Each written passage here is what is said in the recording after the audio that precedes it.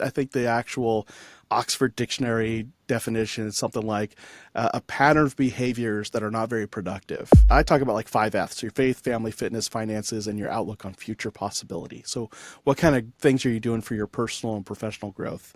You'll know if you're in a rut if you're just kind of going through the motions. You don't really feel connected to God, or maybe you don't feel like you're connected to your spouse or your children. That's probably where people will notice it the most. I know for me personally, realizing that in the morning I had my personal time, but it was that transition to go to work that my wife had shared with me, that she saw like this light in my eyes just dim out. It was like I was excited, happy, chipper, and then it was time to switch gears and go to work. And then there was just this weight on my shoulders. And then I'd go to work, come home, and even though I wasn't upset at my family, I wasn't upset with God or anything like that, she could tell I was just frustrated. And so for her, it was like, it happens when he goes to work, and then it doesn't wear off until hours after he's come back. And so she was the one who picked up on it for me. But for me, I was just going through the motions. Thriving in Tandem. It's a podcast for you, the married entrepreneur that wants to win in business and marriage at the same time. Welcome to Thriving in Tandem.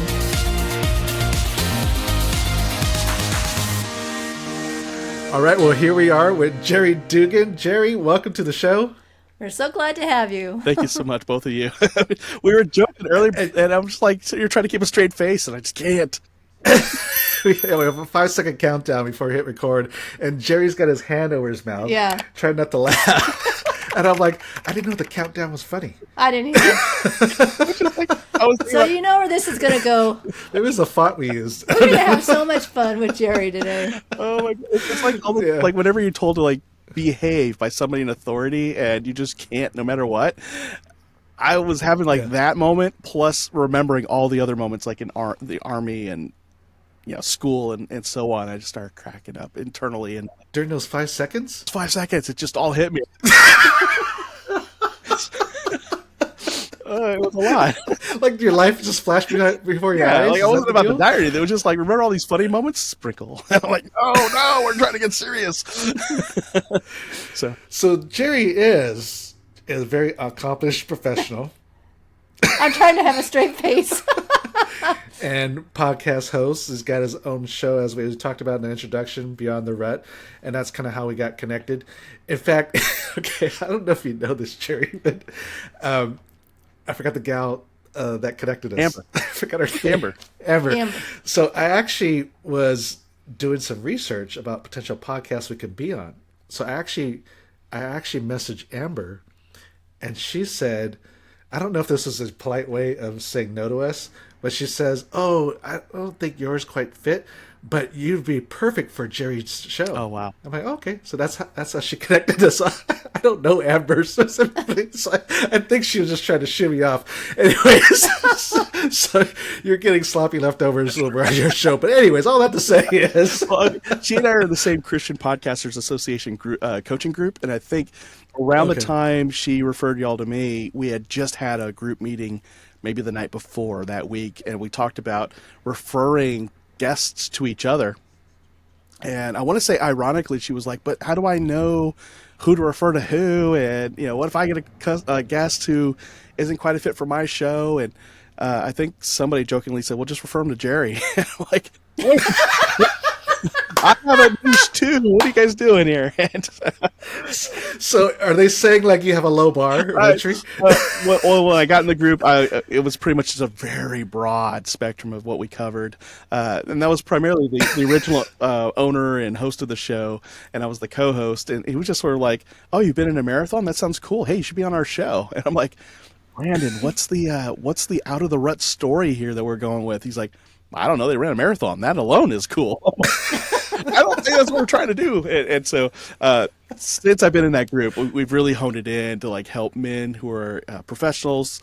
They're in their 30s or 40s. They're married. They've got children. So these are, mid to senior level leaders in organizations or businesses. And they're trying to win in their career, but they also want to be healthy in their faith walk and have a healthy family life as well. So it's like, I want to have the cake and I want to be able to eat it too, which is I want to be successful in my work. Yeah. and be Yeah. successful in my life outside of work. And Well, that sounds serious, Jerry. yeah, you That sounds wouldn't know pretty it. Yeah, you serious. sound so serious. Very passionate about this. That's good. So well, then that just leads right into my first question. See the way I segue this? Yeah, you're good at I'm that, good at honey. this. So how do we know when we're stuck in the rut? Because I don't know if everybody knows, Yeah, right? it kind of I mean, is there like a blaring sign blinking at you, like rut, rut, rut? it's kind of the opposite. Just things seem dull.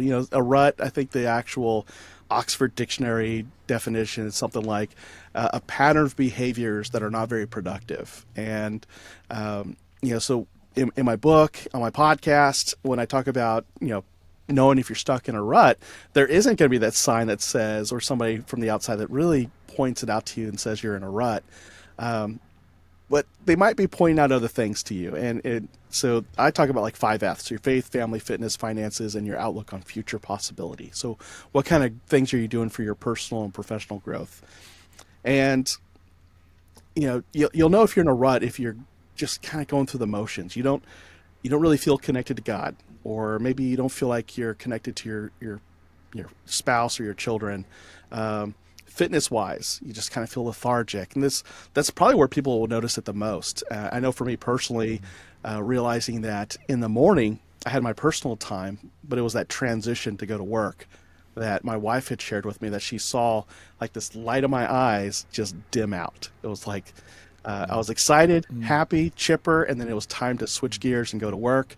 And then there was just this weight on my shoulders. And then I'd go to work, come home, and even though I wasn't upset at my family, I wasn't upset with God or anything like that, she could tell I was just frustrated. And so for her, it was like it happens when he goes to work, and then it doesn't wear off until hours after he's come back. And so she was the one who picked up on it for me. But for me, I was just going through the motions. I had a good job, Yeah. great income, good benefits, plenty of time off when I got to take it.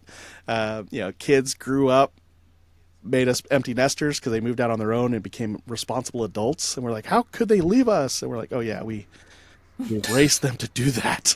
It's our fault. And so, like, on the family scale, we were doing well on our faith walk. We had plugged into a church after moving to Dallas. And so all that to say, I guess the roundabout way to say, how do you know if you're in a rut?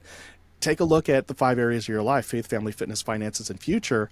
And how do you feel about each of those areas, currently and where you're going? And if you don't see any forward progress, if you feel like you're not in a good spot, or you feel like there is no hope in that area, then it's like, that's it. That's the rut right there. And it's a little different for everybody. For some folks, it's their connection with their spouse. They're not having any new conversation. They're stuck in a routine, and they're not really doing anything to keep exploring each other and getting to know each other and explore new things together. And so that could be their rut. Financially, maybe Yeah. they pay off their credit card and they're right back to where they were within a month or two. And or they just spend enough so they never save enough for retirement, and they don't have that sense of financial freedom. So it could be a little different for everybody. So, do you think you would have noticed it on your own if your wife hadn't have pointed it out to you that you were in a rut? In the 7 or 8 months I've had to reflect on it, absolutely not. Really? And part of it's because my first experience in leadership professionally was in the U.S. Army. So there's a lot of expectation that you take care of yourself to take care of others.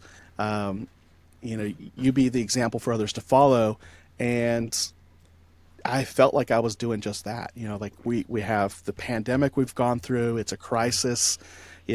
Jerry, suck it up, for these folks, set an example for everybody. And for the most part, my team seemed to respond very well to that. And I just didn't realize I was, in a way, making a martyr of myself at work. I was sacrificing not taking time off. When everybody wanted to work from home, I was the one who said, okay, well, I'll come in the office and be the liaison between executive leaders and us. It was just taking the brunt of, so there was some toxicity in the work environment as well.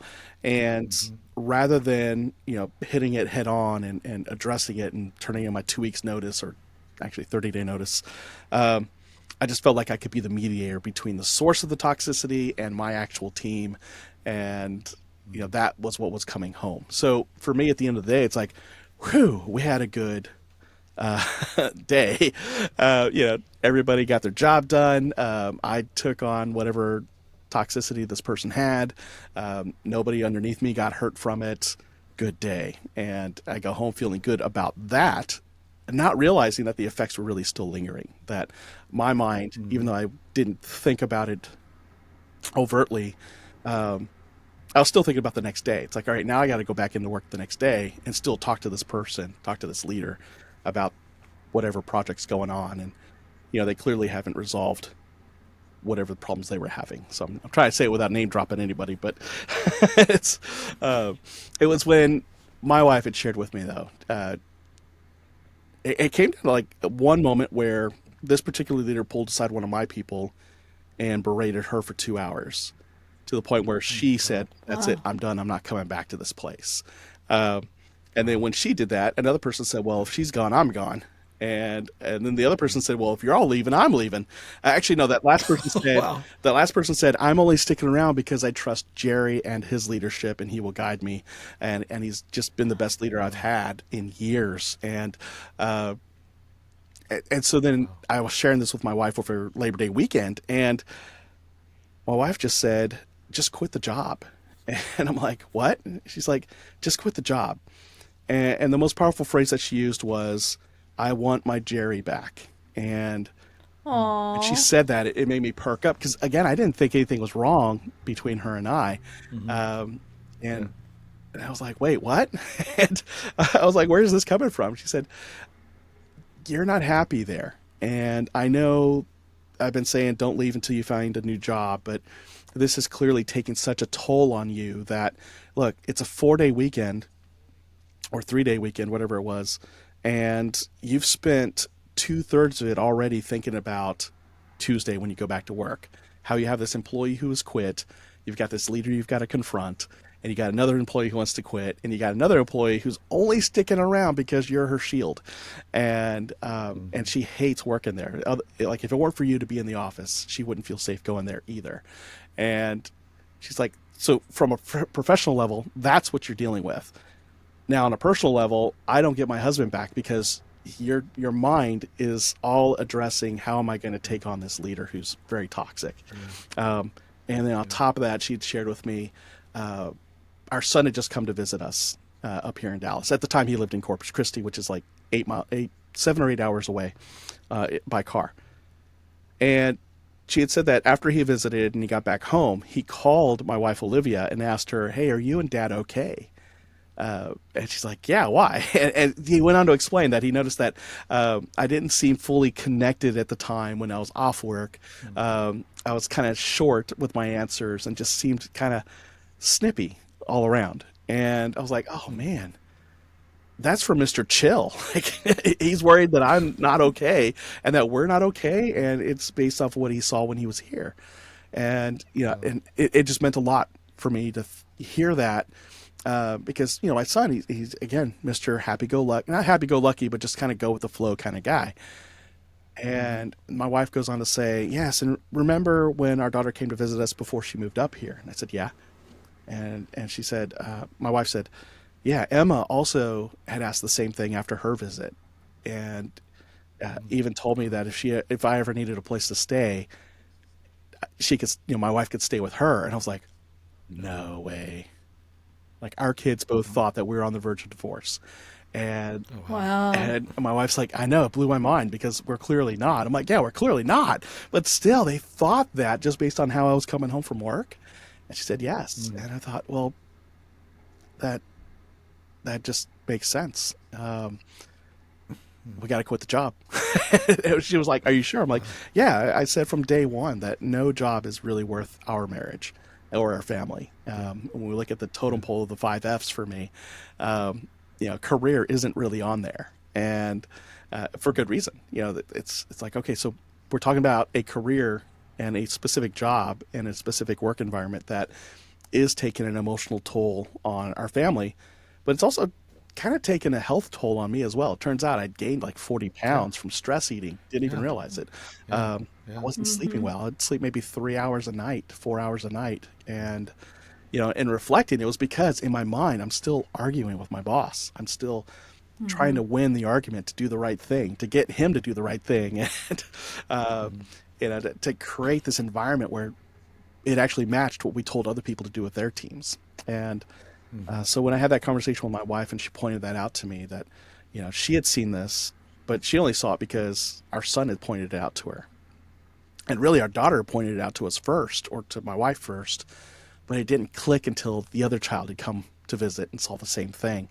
And so it was like that external group of observation that kind of got us both to say, oh, this is a problem. We need to address it. And the cool thing is, I mean, I left my job in October 2022. We had some friends of ours from the marriage ministry arena come and visit us, I want to say the early part of 2023.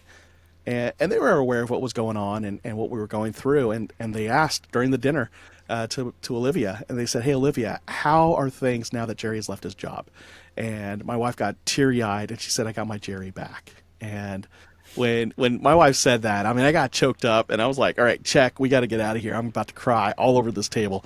And so it was just, yeah, the importance of having somebody on the outside be able to say that to you, I think is very important, because some of us just may not realize, we're stuck in that rut unless somebody we care about points it out to us. And when that happens, a lot of people will just blow it off and say, well, you don't know what you're talking about, or, well, I have to because I need to take care of my family, whatever it is. Like we can come up with excuses to keep us stuck in that rut. But when somebody points it out to us, I think that's a clear message of, all right, take a step back and think about what was really said and what's really going on. What are the facts? And Yeah. and I had I that mean, blessing. that's so, yeah, it's so impactful, especially when the kids are saying that, right? And yeah, I mean, I'm just like, oh my gosh, we don't have kids, but I'm like, just hearing that, I'm like, oh my gosh, your kids saying that? Yeah. I'm like, oh my, that's gotta hit home. And you're right. We don't know typically when we're in a rut because it's just a normal, and so we just accept it.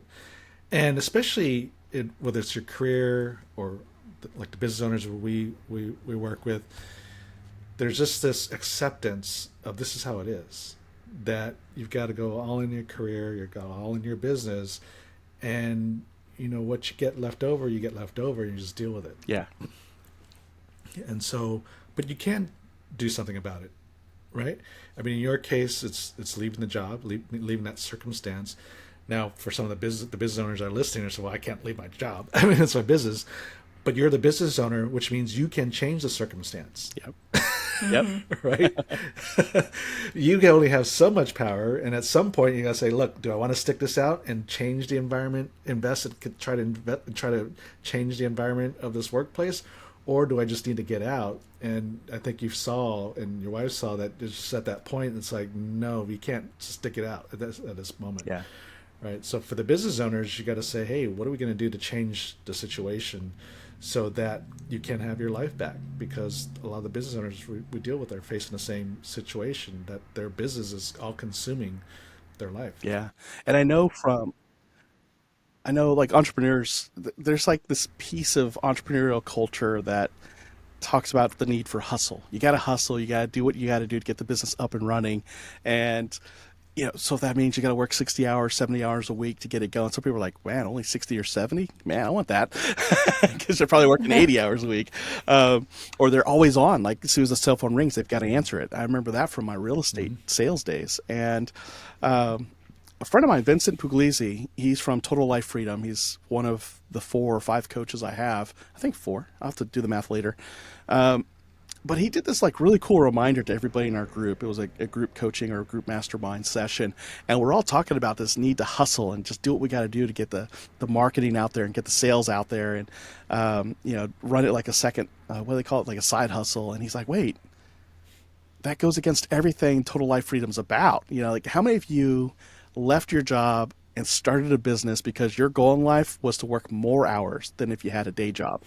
Right. And nobody raised their hand. He goes, exactly. You all went entrepreneurial because you envision working maybe Freedom. 10 to 20 hours.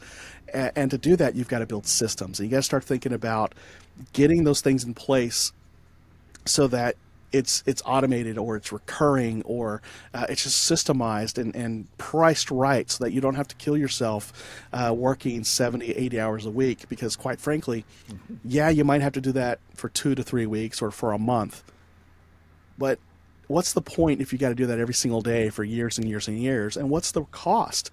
And he even pointed at me, he's like, and Jerry's got a whole book out that talks about the 5 F's and getting out of a rut. And what happens if you put all your effort into work? What happens to your family circle and your health and your finances in general? And then you start to get desperate around money, and people are like, oh man. And I'm sitting there thinking, dude quoted my book in the group. It's awesome. And the irony was, I was writing that book as this whole thing was going down. Like, I just outlined it, dusted off the rough draft. I was writing the rough draft, and then realized I was in a rut as well. And of course, that became part of the book, and it just gave me that new fervor to get that done. And but yeah, Vincent, he just reminded everybody in our group, we didn't get into business for ourselves or become entrepreneurs just so we can work more hours than when we had a day job. So you got to make the business better than having the day job. And so think about those systems, and be willing to charge the prices you need to charge for the value you bring in. And I'm like, wow, that is huge. And it's just great eye opener for me to hear it at the time. He just said it maybe 5 months ago, maybe 4. Yeah, it's really in kind of a similar vein. It's really all about getting margin. It's not about working more to get the outcomes you're looking for. It's creating margin. How do you create a better outcome with the effort and the money that you're putting in? Right? Get a better return on your effort and money. Yes. It's not about selling more. And so the go-to typically for the business owner is just work more, sell more, right? And all you're doing is adding more weight Yes. into what you're doing. Yeah. And yeah, exactly. You go into this thing for freedom, not for bondage. We interviewed a gal not too long ago, and she was putting in 120 hours a week in her practice law firm. Mm-hmm. And I was like, I didn't know that was possible. I know. I know. Like, That's three full-time jobs. it's like That's she was three sleeping. 40-hour weeks. How did she get sleep? Like, so then Monday to Friday. So for those of you who don't know, Jerry's on a calculator Trying to figure this it thing out. out, because I'm like 120 hours a week. Gosh. How many hours are in a week? It's exactly gosh, 5 sucking days them all straight, up. no sleep. That's like combat operations right Yeah. there. And I'm like, it's just like, oh my gosh. And so that totally takes a toll on you physically, mentally, emotionally, spiritually, and everything's just going to go out of whack. yeah, And so, you obviously made the choice. Actually, I want to go back to listening to your spouse, because they're the first ones usually to see what's going on. yeah, And too many times, as you kind of alluded to, we kind of brush them off. We don't want to hear it from them. Yeah. We don't know what you're talking about. That's not an issue. So was it like the moment she said it, you're like, oh, it hit you? Or did she say it kind of repeatedly over time?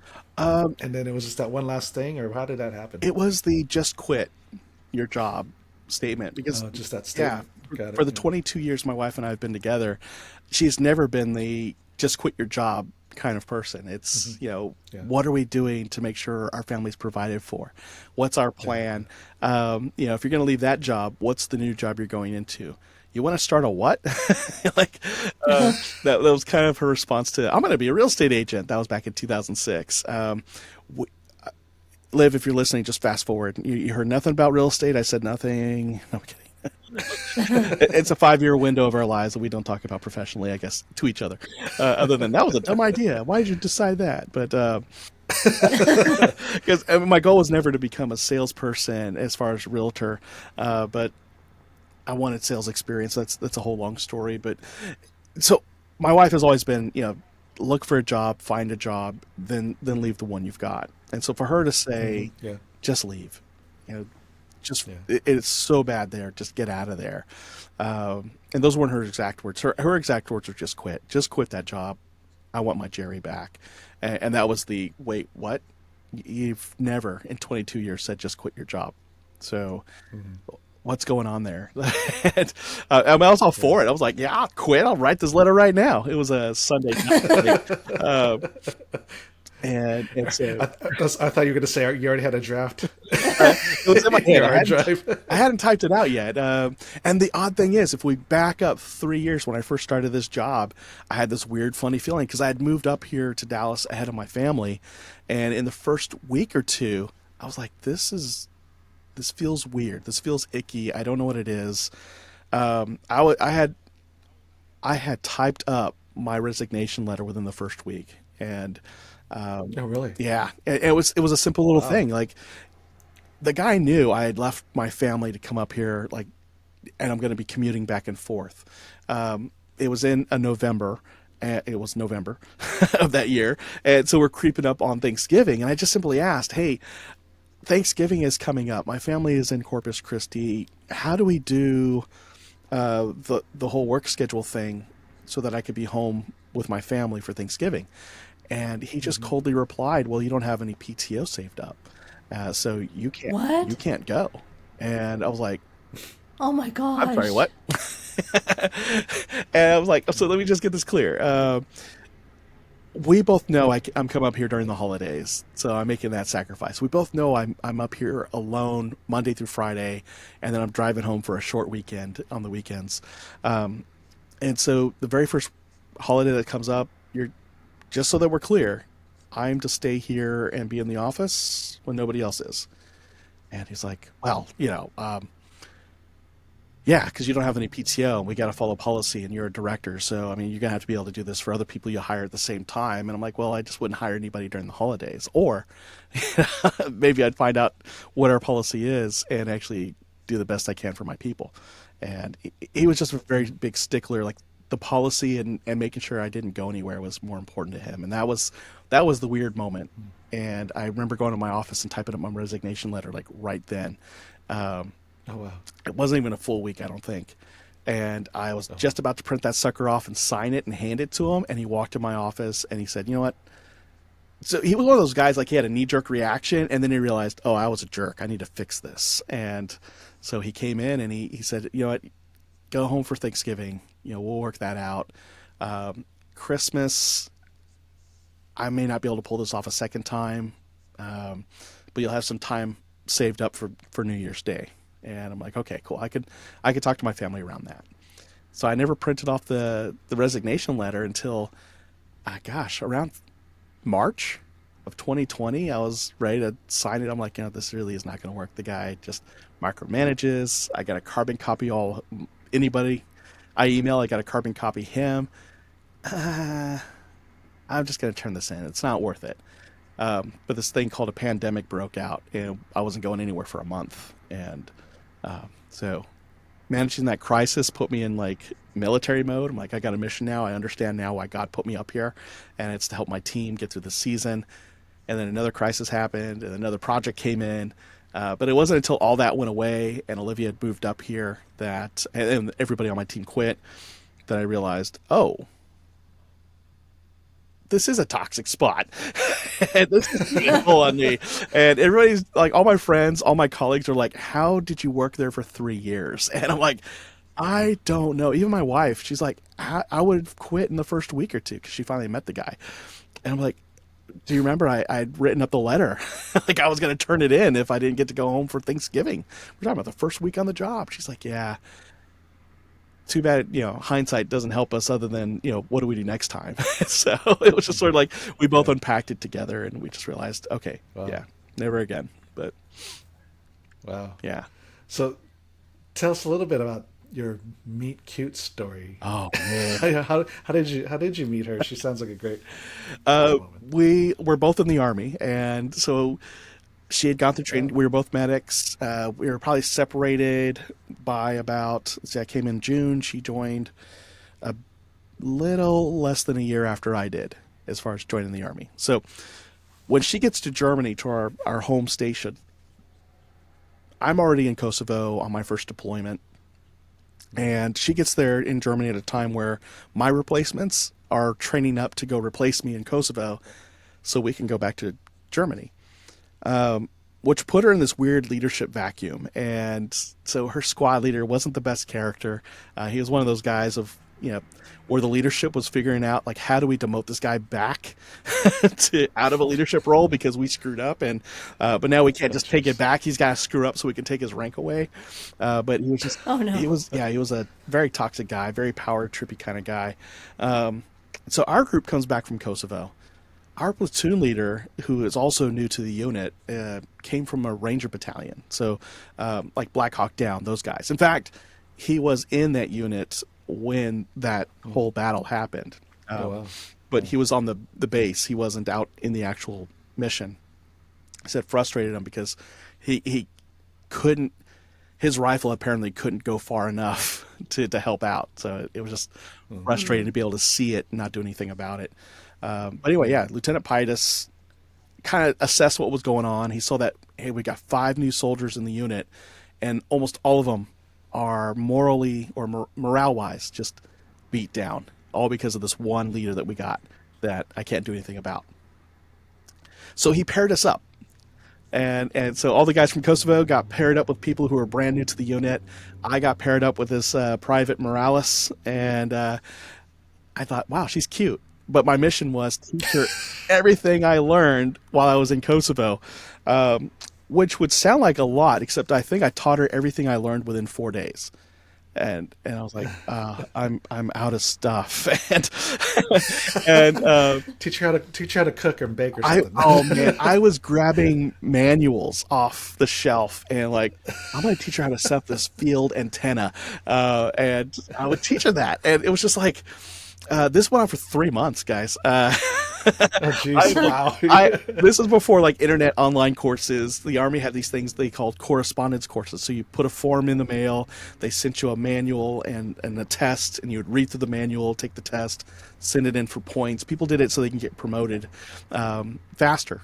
I did it so I had content to share with my wife to be, so that she would hang out with me, because the whole context of our relationship was Lieutenant Pitus assigned Jerry Dugan to mentor her and teach her everything he learned in Kosovo, which after day 5 was a total lie because I already taught her everything I learned in Kosovo.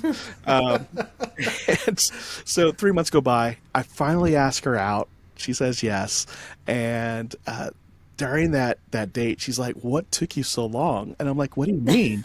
And she's like, I've been dropping hints for 3 months that I like you, and you just now pull the trigger? And I'm like, hints? What hints? And she said, did you really think I wanted to hear about how to set up a field antenna? I'm like, you didn't?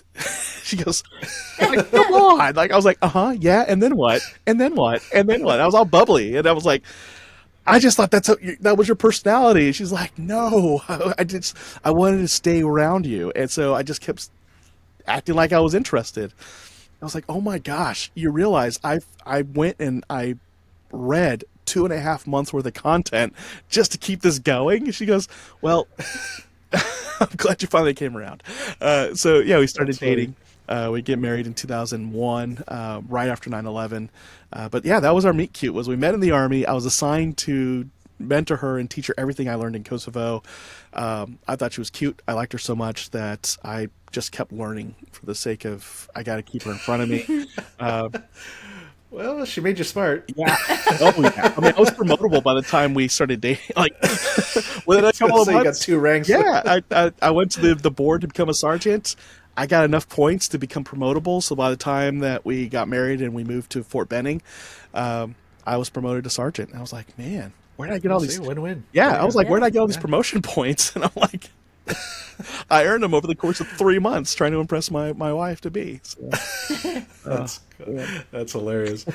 So tell us, you had your W-2 job, you've been doing this podcast and all that, and you just kind of recently left your corporate job to start this business thing. So what was the impetus for leaving and doing this business now? Yeah. So you already heard the stressful part and that moment where Olivia said she wanted her Jerry back. So I put in my notice, and then 30 days later, October of last year, 2022 that was it. Now, fortunately, the way the pay periods panned out, I still had another month's worth of paychecks coming in. Like I had my next paycheck, and then I had my PTO getting cashed in, and it was about as much as a whole pay period. So we really didn't have to worry about money until November. But my daughter, who at the time was a business administration major, so she was going for her bachelor's at the time. She's since broken her Asian dad's heart and dropped out of college. And you're such a stereotype, man. So I told him Was she trying to be an attorney or doctor? Is that it? I actually paid her way through lash technician school, and she's just waiting to take her license. So she's waiting on bureaucracy to come through, but very entrepreneurial spirit in her. And so anyway, my wife sees me like my idea of rest, I guess, is weird. You know, most people rest is like you chill out with a good book, you binge watch all the shows you want, that kind of thing. For me, rest is do all that and let the ADHD fully kick in and explore lots of ideas. And so I looked at everything from what would my next job look like, what kind of job should I go for, what should I apply for, to I got to work on a book because I just paid a self-publishing company to help me get that done, and I didn't quit my job to not take advantage of this time, so let's work on that book. And then my wife was going to a Bible study, and her Bible study leader had, well, learned because they were doing prayer requests, and Olivia shared, I left my job, and now we got a certain number of months to make something work, or we're really going to be in trouble.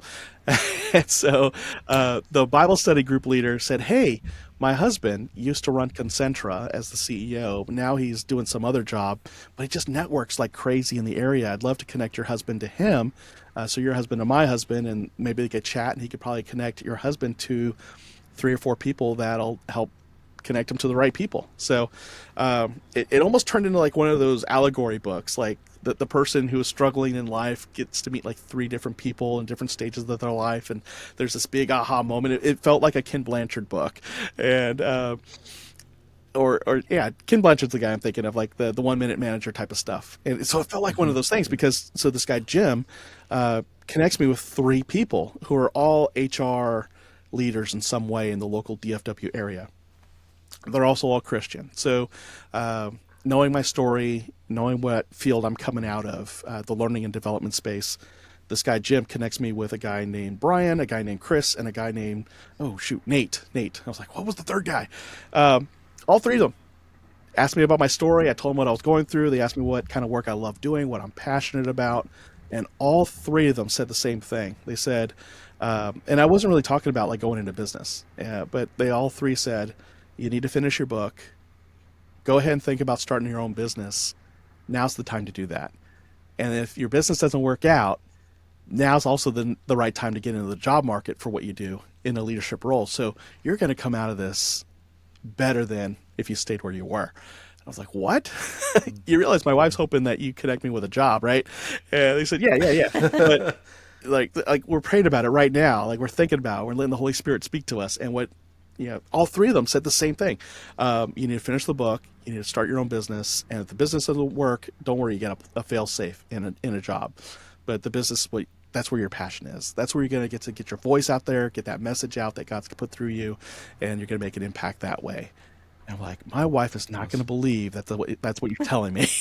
And, they said, don't worry, you can get her in touch with us if she really wants to talk to us. I'm saying, she'll trust me. And sure enough, all 3 of these guys, the last guy said, other than the first 2 said, come reach out to us if you do jump in the job market, because we might have a job open by the time that all rolls around, because that's like 6 to 8 months from now. It's like, no way. The third guy said, create a list of 25 companies you'd love to be a part of, regardless if they have a job opening or not, and then share it with 25 people. Let me be one of the 25, and then we'll see if we can open up some doors for you and make some warm connections. I was like, wow. So that was kind of maybe this will work. And so by November, I filed for my LLC, had no idea what the business was really going to be, other than it's the business side of the podcast and something to do with leadership development. All the skills and all the things I love doing for my day job without any of the parts that I didn't like for my day job. So, and the favorite part for my day job was going in and doing workshops, development workshops, and on occasion some one-on-one coaching. But I think I shared before we hit record, when I first put BTR Impact together, Beyond the Rut Impact, I had something like 15 different offerings. It was all over the place, everything from team building to what's your personality style on DISC or MBTI, Myers-Briggs. And so I found out from my potential clients that they couldn't figure out where to place me because I needed to have one thing. And so, yeah, that's where I am now. I got the one thing, if we don't count the podcast. Yeah, that's good. That's good. Awesome, Jerry. Well, that's a great way to end us out. Thank you for sharing. I mean, that's thank you. Your story. It's so impactful, and listeners might not be at that phase where the wife and the kids are like, "Are you okay? Or is their marriage okay?" Don't wait for that point, right? Yeah, exactly. Let's recognize the 5 F's. Let's recognize if you're in a rut or not, and do something about it, and you can. So, Jerry, thanks a lot for being on the show. Oh, man. Thank you so much. Yes, thank you. My pleasure. Yes, it's been a pleasure. So as you're listening, that means, especially you're still listening, that means it's made an impact. So please share this and leave a review, because that'll help more people hear this episode. And just, thank you for listening. And talk to you next week. God bless. Thank you for listening to the Thriving in Tandem podcast. Please visit our website, marriedentrepreneur.co, for a variety of free resources to help your marriage and business succeed. And feel free to leave us a review and share this episode with another married entrepreneur. That would mean so much to us. See you next week.